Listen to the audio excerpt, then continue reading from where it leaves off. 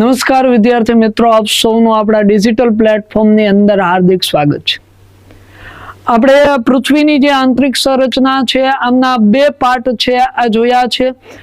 જે પૃથ્વીની આંતરિક સંરચના છે આમની અંદર પહેલા ભાગની અંદર આપણે ચર્ચા છે એવી કરી હતી કે ભાઈ પૃથ્વી છે આમની આંતરિક સંરચના બે રીતે અભ્યાસ કરી શકાય. એક રીત છે જેને આપણે પ્રત્યક્ષ રીત કહેવાના છીએ અને બીજી રીત છે આમને આપણે પરોક્ષ રીત કહેવાના છે. પહેલી ભાગની અંદર આપણે પ્રત્યક્ષ રીતનો અભ્યાસ કર્યો. બીજા ભાગની અંદર જે પરોક્ષ રીત છે એમના બે પાર્ટ પાડ્યા. એમાં અપ્રાકૃતિક સ્ત્રોત અને પ્રાકૃતિક સ્ત્રોતની વાત કરતા હતા. એમાં આપણે અપ્રાકૃતિક સ્ત્રોત છે એમનો અભ્યાસ કર્યો. તો આજનો જે લેક્ચર્સ છે એમની અંદર આપણે પૃથ્વીની આંતરિક સંરચના આમનો જે બીજો ભાગ છે એમની આપણે ચર્ચા કરવાની છે. અને એમાં જે ચર્ચા કરવાની થશે એ કેવા સ્ત્રોતની આપણે ચર્ચા કરવાની થશે તો કે ભાઈ પ્રાકૃતિક સ્ત્રોત. આ પ્રાકૃતિક સ્ત્રોતો છે આમની આપણે ચર્ચા કરવાની છે. જે પ્રાકૃતિક સ્ત્રોત એમની અંદર પહેલું જે પરિબળ આવે છે એમની જો વાત કરવામાં આવે તો પહેલું જ પરિબળ જેમનું નામ શું છે તો કે ભાઈ ઉલ્કા. પ્રાકૃતિક સ્ત્રોત એમની અંદર પહેલું પરિબળ એટલે શું થાય છે? ઉલ્કા. જો ઉલ્કાની વાત કરવામાં આવે તો ઉલ્કા છે આ શું છે તો કે સૌર પરિવારનો ભાગ છે. ઉલ્કા શું છે તો કે ભાઈ ઉલ્કા પણ સૌર પરિવારનો ભાગ છે. આ સૌર પરિવારનો એક ભાગ છે ઉલ્કા. અને આપણા વૈજ્ઞાનિકો છે ને આવું વિચારતા હતા કે આપણે પૃથ્વીની આંતરિક સંરચનાનો અભ્યાસ કરવો. પૃથ્વી પણ સૌર પરિવારનો ભાગ છે અને પૃથ્વી ઉપર જે ઉલ્કા પડે, ઉલ્કા પણ કેવો છે તો કે સૌર પરિવારનો ભાગ છે. તો બધા એક જ પરિવારના છે. જો એક જ પરિવારના છે તો આમનું જે બંધારણ છે આ બંધારણ પણ કેવું હોવું જોઈએ તો કે ભાઈ એક સમાન હોવું જોઈએ. એટલે જેવું બંધારણ પૃથ્વીનું છે ને એને જ મળતું આવતું બંધારણ કોનું હશે તો કે ઉલ્કાનું હશે. આપણે ઉલ્કાનો અભ્યાસ કરીએ અને ઉલ્કાનું જે બંધારણ છે આમની આપણે શું કરીએ તો કે જાણકારી મેળવીએ, જેનાથી આપણે આઈડિયા આવશે કે ભાઈ ઉલ્કાનું બંધારણ આવું છે તો આવા જ પ્રકારનું બંધારણ છે એ કોનું હશે? પૃથ્વીનું હશે. તો આપણે શું કર્યું? ઉલ્કાનો અભ્યાસ કર્યો. તો વાત કરીએ ઉલ્કાના અભ્યાસથી શું ખબર પડે તો કે ઉલ્કાના અભ્યાસથી તેમના આંતરિક ભાગમાંથી તેમના આંતરિક ભાગમાંથી નિકલ અને લોખંડ જેવી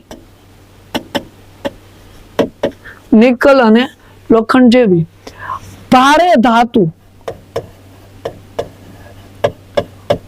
પ્રાપ્ત થઈ. ભારે ધાતુ શું થાય છે તો કે પ્રાપ્ત થાય છે. તો જો ઉલ્કાનો અભ્યાસ કર્યો ને તો આપણે બે ધાતુ મુખ્યત્વે એમના બંધારણમાંથી મેળવી અને જે નિકલ અને લોખંડ છે. આનાથી શું અનુમાન લગાડવું તો કે આથી અનુમાન કરી શકાય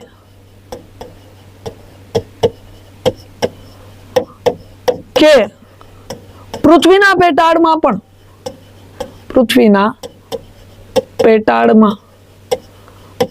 પણ આવી ભારે ધાતુ રહેલી હશે.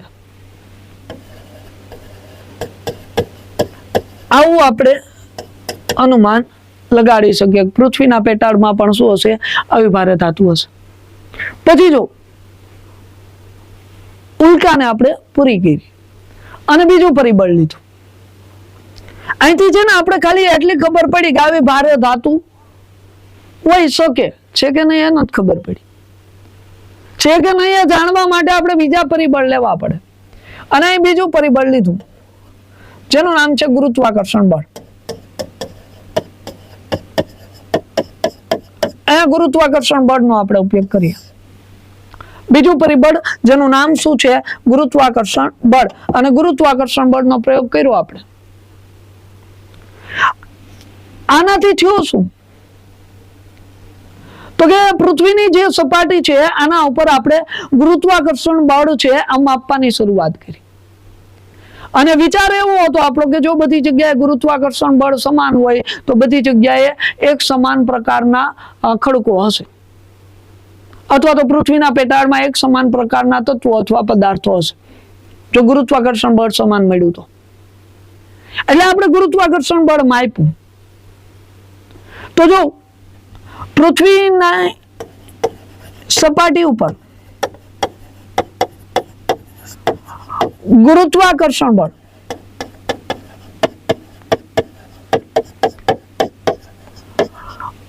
વિષુવવૃત્તથી ધ્રુવો તરફ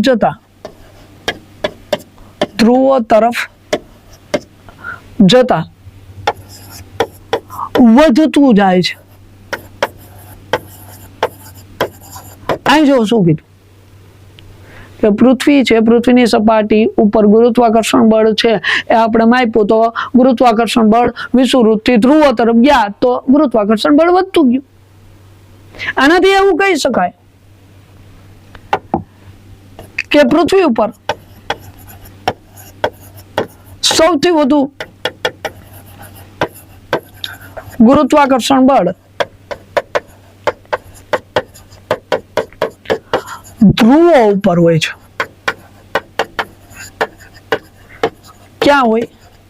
ધ્રુવ ઉપર છે સૌથી વધુ ગુરુત્વાકર્ષણ બળ હશે એવું આપણે કહી શકશું. તો જો આ ગુરુત્વાકર્ષણ બળની વાત, પણ આનાથી પ્રોપર કોઈ માહિતી મળી નહીં.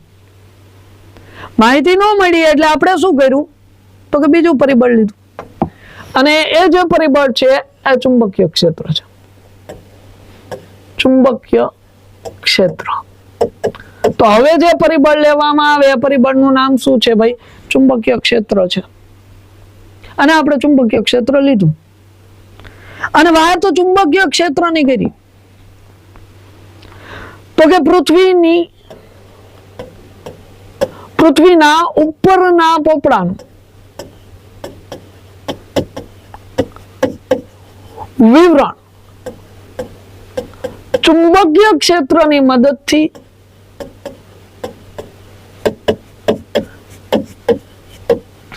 કરવામાં આવ્યું જે અસમાન હતું. આ કેવું હતું? વિસંગત, અસમાન હતું, સરખું વિવરણ હતું નહીં. બધી જગ્યાએ ચુંબકીય ક્ષેત્ર સરખું નહોતું, અલગ અલગ હતું. તો જેના પરિણામે ગુરુત્વાકર્ષણ બળ હોય કે ચુંબકીય ક્ષેત્ર હોય એનાથી આપણે પૂરતી માહિતી મળી નહીં. એટલે આપણે ચોથું પરિબળ લઈ લઈએ, અને આ ચોથું પરિબળ એટલે ચુંબકીય ક્ષેત્ર. એના પછી ચોથું પરિબળ લઈએ તો એ પરિબળ એટલે શું થશે? ભૂકંપીય મોજા અથવા ભૂકંપીય તરંગો.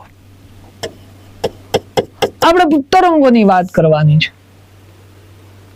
અને અત્યાર સુધીના જેટલા પરિબળ આપણે લીધા ને ભાઈ, એમાંનું એકમાત્ર એવું પરિબળ જેની મદદથી આપણે સંપૂર્ણપણે પૃથ્વીની આંતરિક સંરચના છે આમનો અભ્યાસ કરી શકવાના છે. અત્યાર સુધી લીધેલા તમામ પરિબળો તમે જો, એ પછી પ્રત્યેક સ્ત્રોતની અંદર આપણે ખનન લીધું હોય, પછી જ્વાળામુખી લીધું હોય, જ્વાળામુખી લાવા, પછી આપણે ઘનતા લીધી હોય, ઘનતા, પછી દબાણ લીધું હોય, તમે તાપમાન લીધું હોય,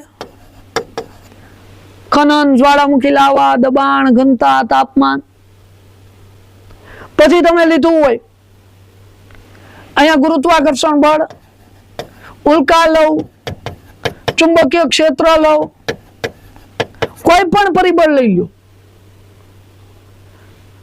આ જેટલા પરિબળ છે આમાં આપણે પૃથ્વીની આંતરિક સંરચના ઉપરથી અંદર બાજુ સમજવાનો પ્રયત્ન કરતા. જેમ કે ખનન ઉપરથી કરીએ, નીચે જઈએ, જ્વાળામુખી અંદરથી આવે પણ એટલી બધી હું અંદરથી નથી આવતો જેનાથી આપણે આંતરિક સંરચનાનો અભ્યાસ કરી શકીએ. ઘનતા ઉપરથી માપતા હતા, દબાણ ઉપરથી માપતા હતા, તાપમાન ઉપરથી માપતા હતા, ગુરુત્વાકર્ષણ બળ ઉપરથી માપતા હતા. ઉલ્કાને પૃથ્વીને કઈ લેવા દેવા જ ન. ઉલ્કા ક્યાંક બીજે છે ને પૃથ્વી ક્યાંક બીજે છે. ચુંબકીય ક્ષેત્ર ઉપરથી માપતા હતા. તો આ બધી વસ્તુ છે આપણે ઉપરથી માપતા હતા. પણ હવે જે પરિબળ આવે ને ભાઈ, ભૂકંપીય મોજા, આ એકમાત્ર એવું પરિબળ છે જે પૃથ્વીના પેટાળથી આવે છે. પૃથ્વીના પેટાળમાંથી આવી અને સપાટી સાથે અથડાય એટલે એને પેટાળથી લઈ અને સપાટી સુધીનું અંતર આ ભૂકંપીય મોજા છે એને કાપેલું છે. એટલે અંદર જોયું છે કે શું છે, અને આપણે એને ખાલી પૂછવાનું છે કે ભાઈ શું શું વસ્તુ આડી છે એમને આવી. તો જો એની વાત કરીએ આપણે ભૂકંપીય મોજાની, તો ભૂકંપીય મોજા કેટલા પ્રકારના હોય? ભૂકંપના જે તરંગો છે, તરંગોના પ્રકારની જો વાત કરવામાં આવે તો મુખ્ય કેટલા પ્રકાર છે? 3 પ્રકારના તરંગો છે. 3 પ્રકારની વાત કરું તો કયા 3 પ્રકાર છે? તો એક પ્રાથમિક, બીજું જે તરંગ છે એ કયું હશે? દ્વિતીય તરંગ હશે. ત્રીજું જે તરંગ છે આ કયું હશે? પૃષ્ઠીય તરંગ હશે. પૃષ્ઠીય તરંગ. આ પ્રાથમિક ને આપણે પી, દ્વિતીય ને એસ અને પૃષ્ઠીય ને એલ પ્રકારનું તરંગ કહીએ છીએ. તો આવા તરંગ. જો તમને પરીક્ષામાં એવો પ્રશ્ન પૂછે કે કયા તરંગોની મદદથી આપણે પૃથ્વીની આંતરિક સંરચના જાણી શકીએ, તો અહીંયા 2 જ તરંગ આવશે, એક પી અને એક એસ. એલ ના આવે. જો પી અને એસ પ્રકારના તરંગોની મદદથી પૃથ્વીની આંતરિક સંરચના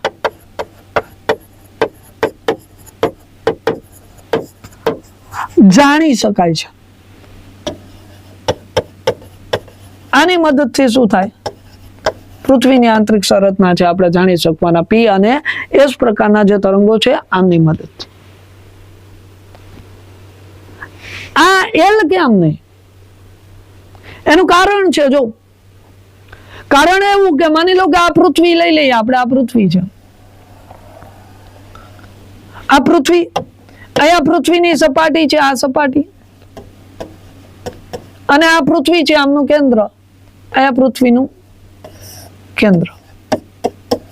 હવે આ જે ભૂકંપીય તરંગો છે એમાં આ એક તરંગ છે અહીંથી કેન્દ્રથી નીકળે અને સપાટી સાથે અથડાય, કેન્દ્રથી નીકળી અને સપાટી સાથે અથડાય. 2 જ તરંગો કેન્દ્રથી નીકળીને સપાટી સુધીનું અંતર કાપે. જેમ કે એમાં માની લો કે એક આ પી છે ને એક કયું છે? એસ. આ 2 જ તરંગો કેન્દ્રથી સપાટી સુધી આવે. જ્યાંથી એ ઉદ્ભવે એને આપણે શું કહેશું? તો કે જ્યાંથી ઉદ્ભવ્યા એને આપણે કહેશું ફોકસ. આ શું છે? ફોકસ છે, જ્યાંથી આ તરંગો નીકળે. જ્યાં અથડાય એને આપણે શું કહીએ? એને કહીએ એપી સેન્ટર. આ શું કહીએ છીએ? એપી સેન્ટર કહીએ છીએ. જ્યાં અથડાય છે એપી સેન્ટર, જ્યાંથી નીકળે એના ફોકસ. એટલે આ 2 તરંગ છે ને પી અને એસ, એ જ કેન્દ્રથી સપાટી સુધીનો અંતર કાપ્યો ને એને જ ખબર છે કે પૃથ્વીના પેટાળમાં શું છે. એલ ને નથી ખબર. કારણ કે એલ તરંગ છે આ કેવું છે? તો કે ભાઈ એલ તરંગ છે પૃષ્ઠીય તરંગ છે. એ ક્યાં હશે? તો કે આ પૃષ્ઠ ઉપર હશે. ક્યાં હશે? પૃષ્ઠ ઉપર, એટલે સપાટી ઉપર હશે. ઉદાહરણ આપું, માની લો કે રવિવારની રજા હોય અને તમે ફરવા માટે નીકળ્યા અને સરોવરની પાળે બેસવા ગયા હોય. તમે ક્યાં સરોવર હોય, સરોવર કિનારે તમે બેઠા હોય અને સ્વાભાવિક વાત છે કે ત્યાં બેઠા એટલે આજુબાજુમાં પથરા પડ્યા હોય તો એ પથરાને લઈને તમે સીધો સરોવરમાં નાખો. હવે જોજો, તમે એ પથરો સરોવરમાં નાખ્યો હશે, અહીંયા માની લો કે સરોવરમાં પથરો નાખ્યો, સપાટી સાથે અથડાશે, સપાટી સાથે અથડાઈને પથરો છે ક્યાં જશે? તો કે સીધો અંદર. પણ જ્યારે ઈ પથ્થર સપાટી સાથે અથડાય ત્યાં તમે જોજો, જ્યારે સપાટી સાથે અથડાણો હશે ત્યાં એક પ્રકારના તરંગો ઉદ્ભવશે અને એ તરંગો છે આવી રીતે ક્યાં જશે તો કે જે સપાટી છે ઉપરની સપાટી એના ઉપર જશે, ધીરે ધીરે તરંગ છે નાના થતા જશે અને શું થઈ જશે? પાણી સ્થિર. સેમ પ્રોસેસ અહીંયા થાય કે જેવું અહીંયા અથડાશે ને પી ગેસ પ્રકારનું તરંગ એટલે ન્યાય એનું કામ પૂરું અને એ જે ભૂકંપની તીવ્રતા છે એને કોણ ધારણ કરી લેશે? એલ પ્રકારનું તરંગ ધારણ કરી લેશે અને એ શું કરશે? સપાટી સાથે આમ આગળ વધવા જશે. આગળ વધતા જાય અને એક સમય આવે કે ત્યાં એ શું થઈ જાય તો કે સાવ બંધ થઈ જાય, આગળ વધતું બંધ થઈ જાય, ધીરે ધીરે એની ગતિ ઓછી થઈ જાય અને સાવ બંધ થઈ જાય. એટલે જોજો જ્યાં એપિસેન્ટર હોય ને, જ્યાં તરંગ અથડાણા ત્યાં સૌથી વધુ તીવ્રતા હોય, પછી જેમ જેમ આગળ જતા જાઓ તેમ તેમ તીવ્રતા ઓછી થતી જાય, ભૂકંપનો આંચકો છે કેવો થતો જતો હોય? ધીરો પડતો જતો. સેમ પ્રોસેસ અહીંયા થાય. આ સપાટી ઉપર છે, એને અંદર કાંઈ જોયું જ નથી એટલે એ કાંઈ અંદરની જાણકારી આપણે આપવાનું છે નહીં. તો આવી રીતે શું થશે તો કે ભૂકંપીય મોજાની વાત થશે. ભૂકંપ છે આમનો અભ્યાસ કરતું જે શાસ્ત્ર છે આને આપણે શું કહીએ? આમને આપણે સિસ્મોલોજી કહેશું. શું કહેશું? સિસ્મોલોજી, જે ભૂકંપનો અભ્યાસ કરે. ભૂકંપના તરંગો છે આમના અભ્યાસ કરતા શાસ્ત્રને સિસ્મોગ્રાફી કહેવાય. ભૂકંપ છે આમનું જે અંકન છે કયા સ્કેલમાં થાય? એક રેક્ટલ સ્કેલ અને એક માર્કોની સ્કેલ છે. બે સ્કેલ છે, એક રેક્ટલ એક જ નથી, બે છે, રેક્ટલ અને માર્કોની સ્કેલ. આ બંને સ્કેલની અંદર શું થાય છે? ભૂકંપીય તરંગો છે આમનું માપન કરવામાં આવતું હોય. હવે આમની મદદથી કઈ રીતે આપણે પૃથ્વીની આંતરિક સંરચના સમજી શકવાના છે? તો આમાં કરવાનું શું છે તો કે કાંઈ નહીં, આપણે ધ્યાન છે એ રાખવાનું છે કે ક્યાંથી આ તરંગો ઉદ્ભવ્યા, જ્યાંથી ઉદ્ભવે ત્યાંથી આપણે ગતિ છે એને નોટ ડાઉન કરતી જવાની કે જ્યારે તરંગ નીકળ્યું કેન્દ્રમાંથી ત્યારે એની ગતિ કેટલી હતી તો કે ભાઈ આટલી હતી, જ્યારે આગળ વધ્યું ગતિ કેટલી તો કે એટલી, ત્યાંથી આગળ ગયું ગતિ કેટલી તો કે એટલી, બધી ગતિ નોંધી લેવાની છે. જેના આધારે આપણે પૃથ્વીની આંતરિક સંરચના સમજી શકશું. આમાં જો ગતિની વાત આવે તો પ્રાથમિક તરંગ છે ને એ ઘનમાં ગતિ કરી શકે, એ પ્રવાહીમાં ગતિ કરી શકે, એ વાયુમાં ગતિ કરી શકે, બધે ગતિ કરી શકે. જ્યારે આ ફક્ત ક્યાં ગતિ કરશે? ઘનમાં. બાકી એની ગતિ વિકૃત થઈ જાય. આ ઘનમાં જ કરશે, ઓલું બધામાં કરશે. એટલે કરશું શું આપણે તો કે જ્યારે અહીંથી નીકળવું ફોકસમાંથી ત્યારથી ગતિ નોંધતા જઈએ અને સપાટી સાથે અથડાશે ત્યાં સુધીની આપણે ગતિ નોંધી અને પછી આપણે શું કરશું તો કે પછી જેટલા પૃથ્વીની સપાટી ઉપર જેટલા પદાર્થો અથવા તત્વો છે બધાને ભેરા કરશું લેબોરેટરીમાં અને પછી વારાફરતી બધા પદાર્થ ઉપર આ તરંગો છે એ શું કરશું? પસાર કરશું. જ્યાં જ્યાં ગતિ મેચ થઈ ત્યાં આપણે પદાર્થને ફિટ કરી દેશું કે ભાઈ પૃથ્વીના આટલા વિસ્તારથી આટલા વિસ્તાર સુધી આટલી ગતિ હતી અને એ ગતિ આ પદાર્થ સાથે મેચ થાય એટલે આથી આ વિસ્તારમાં કયો પદાર્થ હશે તો કે આ પદાર્થ છે રહેલો હશે, એવું આપણે કહી શકીએ. એવી રીતે જ આપણે શું કર્યું તો કે પૃથ્વીની આંતરિક સંરચના છે આમનો ખ્યાલ આપ્યો. અને હવે જોઈએ એ જે ચાર્ટ બનાવવામાં આવે એ ચાર્ટ જોઈએ કેવી રીતે ચાર્ટ છે આમનું નિર્માણ થશે અને કેવી રીતે પૃથ્વીની આંતરિક સંરચના બને. તો જો અહીં માની લો કે પૃથ્વીનો આપણે કોઈ એક વિસ્તાર કટ કરી અને બહાર લઈએ, આ વિસ્તાર, આટલો વિસ્તાર આપણે પૃથ્વીનો લીધો અને એમાં આ માની લો કે પૃથ્વી છે આમની શું છે આ સપાટી, રેડી? આવી રીતે આ પૃથ્વીનો આપણે નાનકડો એવો વિસ્તાર કાપી અને બહાર લીધો. એમાં અહીંયા એવું સમજી લો કે અહીંયા કેટલા કિલોમીટર છે? 0. આ કેટલા કિલોમીટર? 0. અને અહીંયા જો અહીંયા કેટલા કિલોમીટર છે? 6370 કિલોમીટર. 0 અને અહીંયા 6370. આનો આપણે શું કરવાનો છે? અભ્યાસ કરવાનો છે. એમાં જો અલગ અલગ ભાગ પડશે, આમાં શું પડશે? અલગ અલગ ભાગ પડવાના છે. એમાં જો આપણે શરૂઆત કરીએ આમના અભ્યાસ કરવાની અને પહેલા જ ભાગની આપણે વાત કરીએ કે જે 0 કિલોમીટર થી શું થવાનો છે? શરૂ થવાનો છે. અહીંયા 0 કિલોમીટર છે ત્યાંથી આ ભાગ છે શું થયો? શરૂ થયો અને ક્યાં સુધી આવે છે તો કે 30 કિલોમીટર સુધી આવે. આ 0 થી કેટલા કિલોમીટર સુધી આવ્યો? 30 કિલોમીટર સુધી આવ્યો. અહીંયા જે કિલોમીટર છે કેટલા છે? 30. પહેલો ભાગ 0 થી 30. પેલા હું બધા ભાગ પાડના, પણ અહીંયા છે ને આ પેલો ભાગ છે 0 થી 30 કિલોમીટર જ હોય એવું શક્ય નથી. આ ભાગમાં છે ને થોડોક તફાવત આવે. ક્યાંક એવું બને કે આ ભાગ છે વધારે હોય, ક્યાંક એવું બને કે આ ભાગ ઓછો હોય. કારણ શું? કારણ કે અહીંયા જે મેં સપાટી આવી રીતે દોરી નાખી સીધે સીધી સપાટ, એવી સપાટી પૃથ્વીની છે જ નહીં. પૃથ્વીની સપાટી કેવી છે? ઉબડ ખાબડ છે. જો એ ઉબડ ખાબડ હોય તો કેવી રીતે થાય? તો કે જો ઉબડ ખાબડ હશે ને તો માની લો કે અહીંથી આ વિસ્તાર કોઈ હોય, કાં પર્વતનો વિસ્તાર હોય, આ માની લો પર્વત હોય, કાં ઉચ્ચ પ્રદેશ હોય, કાં તો મેદાન હોય, ત્યાંથી આગળ આ ખીણ હોય, કાં તો મહાસાગર હોય, આવું કઈ હોય, કાં સમતલ સપાટી હોય, ઉચ્ચ પ્રદેશ હોય, આવું કઈક આવી રીતે હોય. પૃથ્વીની સપાટી આમ હોય, સીધે સીધી સપાટ નથી ભાઈ, ઉબડ ખાબડ છે. અને જો ઉબડ ખાબડ હોય ને એમાં જો સૌથી ઊંચાઈ ઉપરની વાત કરવામાં આવે કે સૌથી વધારે ઊંચું હોય અહીંયા સુધી હોય, તો અહીંથી અહીંયા સુધી ક્યાંથી ક્યાં સુધી ગયું? તો કે ભાઈ આ જે 30 કિલોમીટર છે ત્યાંથી ઉપર સુધી ચડી ગયું.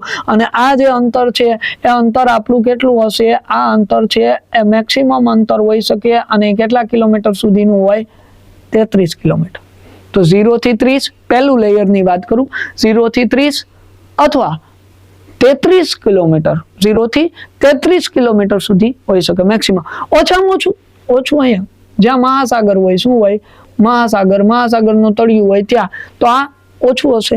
અને એ અંતર કેટલું હશે? તો કે ભાઈ આ અંતર છે ફક્ત ને ફક્ત કેટલા કિલોમીટર સુધી હોઈ શકે? તો કે 5 કિલોમીટર સુધી આ અંતર છે એ હોઈ શકવાનું છે. તો મેક્સિમમ પહેલું જે લેયર છે આનું મેક્સિમમ અંતર 33 કિલોમીટર, મિનિમમ અંતર 5 કિલોમીટર સુધી, નોર્મલ અંતર કેટલું છે? 30 કિલોમીટર સુધી છે. આ પહેલો ભાગ. આ કયો ભાગ? પહેલો ભાગ. અને આ જે ભાગ છે આ ભાગને હું શું કહેવાનો છું? મૃદાવરણનો ભાગ કહેવાનો છું. આ જે ભાગ છે આને આપણે શું કહેશું? પહેલો ભાગ છે આને આપણે શું કહેશું? મૃદાવરણ. આ મૃદાવરણ છે, આ મૃદાવરણનો ભાગ. હવે બીજો, હવે કયો ભાગ ચાલુ થવાનો? બીજો. અને જે ક્યાંથી? 30 કિલોમીટર. 30 થી છે ને આના અલગ અલગ ભાગ પડે. 30 થી શું થાય? આના અલગ અલગ ભાગ પડે. 30 થી પહેલો ભાગ પડે, 30 થી પહેલો ભાગ, અહીંયા પહેલો 30 થી. અને કેટલા કિલોમીટર સુધી હોવાનો? 100 કિલોમીટર. 30 થી કેટલા કિલોમીટર સુધી આ પહેલો ભાગ હશે? તો કે 6. આ 100 કિલોમીટર સુધીનો છે. બીજો ભાગ છે ને ભાઈ, બીજો ભાગ ક્યાં સુધી જવાનો? તો કે 700. બીજો ભાગ ક્યાં સુધી જવાનો? 700. બીજો ભાગ છે કેટલા કિલોમીટર સુધી આવશે? 700 કિલોમીટર. અને ત્રીજો ભાગ છે એ ક્યાં સુધી જવાનો છે? તો કે 2900 કિલોમીટર સુધી. ત્રીજો જે ભાગ છે એ કેટલા કિલોમીટર સુધી જશે? 2900 કિલોમીટર સુધી જશે. તો જો 30 થી 100, 100 થી 700, 700 થી ક્યાં સુધી? 2900 સુધી. આવી રીતે આપણે ક્યાં સુધી જવાના છે? તો કે 2900 કિલોમીટર સુધી જવાના છે. એમાં જો વાત કરીએ ને, પહેલો જે ભાગ છે ને એની કેટલો? 30 થી 700. આ 30 થી 700 વાળો ભાગ, આ ભાગ 30 થી 700. આને કહેવાય, આને આપણે શું કહેવાના છે? એસ્ટેનોસ્ફિયર. એસ્ટેનોસ્ફિયર. તો જો પહેલો ભાગ જે ક્યાં છે? તો કે ભાઈ 30 થી 700 સુધી જે ભાગને આપણે શું કહેવાના છે? એસ્ટેનોસ્ફિયર કહેવાના છે. આ એસ્ટેનોસ્ફિયર આખો ભાગ છે ને, આખો ભાગ કયો? તો કે આખો. ક્યાંથી ક્યાં સુધીનો ભાગ? તો કે અહીંથી, જો અહીંથી 30 થી લઈ અને ક્યાં સુધી? આ 900 સુધી.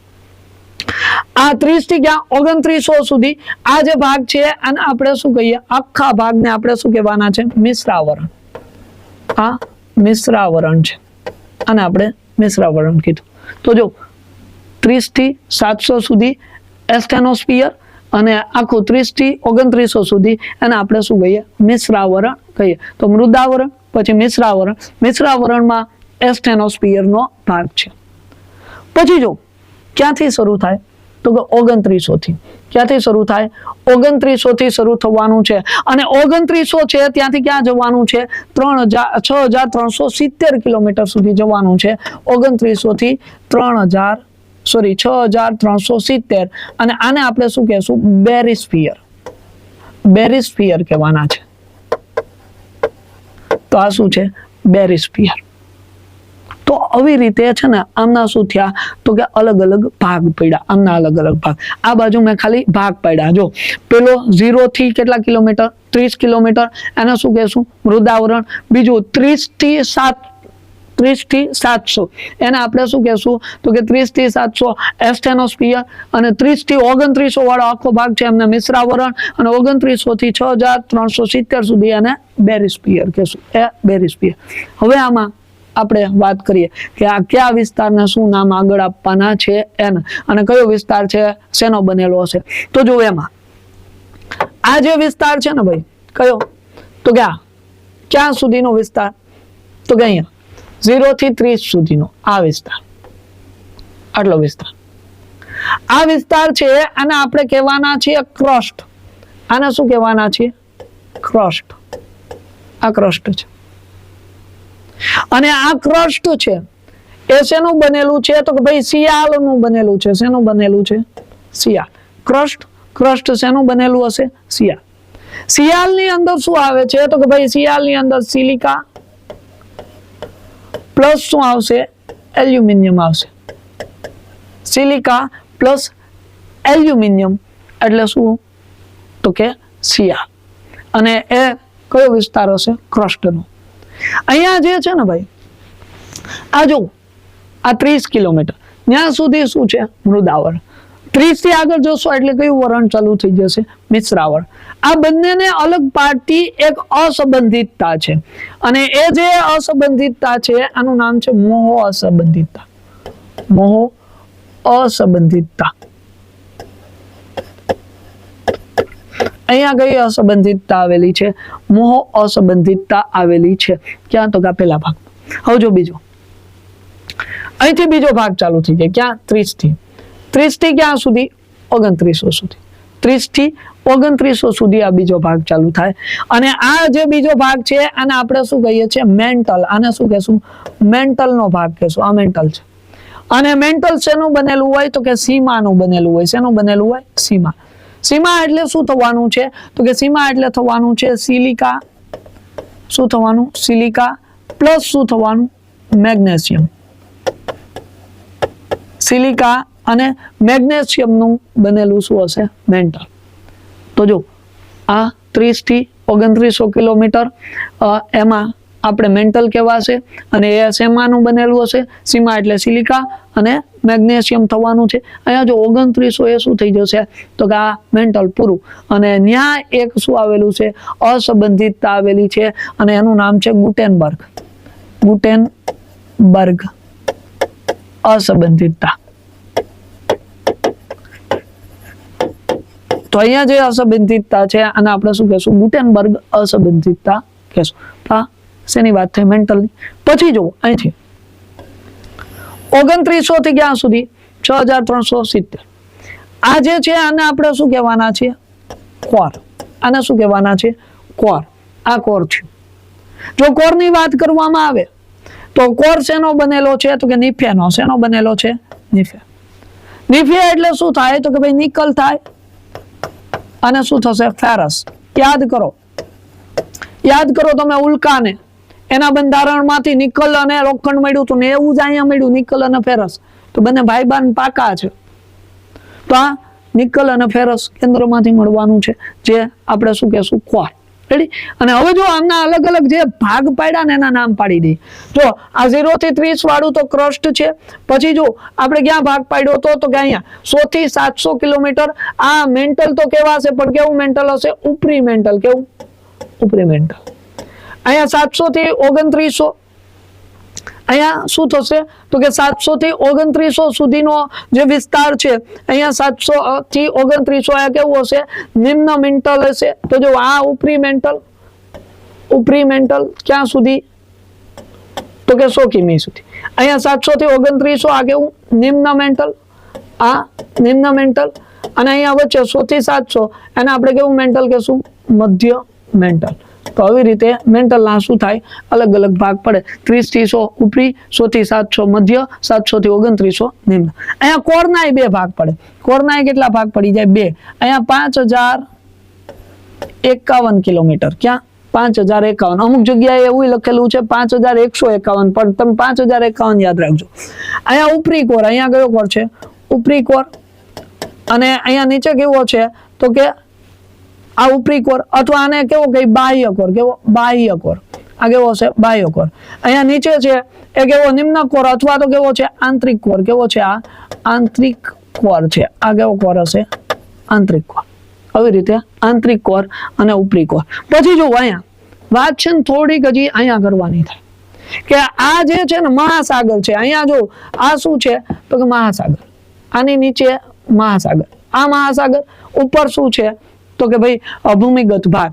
એટલે આ જે પ્લેટ છે ને એ મહાસાગરીય પ્લેટ છે, અને આ જે પ્લેટ છે ને એ સ્થલીય પ્લેટ છે. મહાસાગરીય પ્લેટ અને સ્થલીય પ્લેટ, આ બંનેની વચ્ચે જે લાઈન છે, આ બંનેને અલગ પાડતી જે લાઈન છે, આ લાઈનને કોનરાડ સીમા કહેવાય. શું કહેવાય? કોનરાડ સીમા. તો અહીંયા શું આવેલું છે?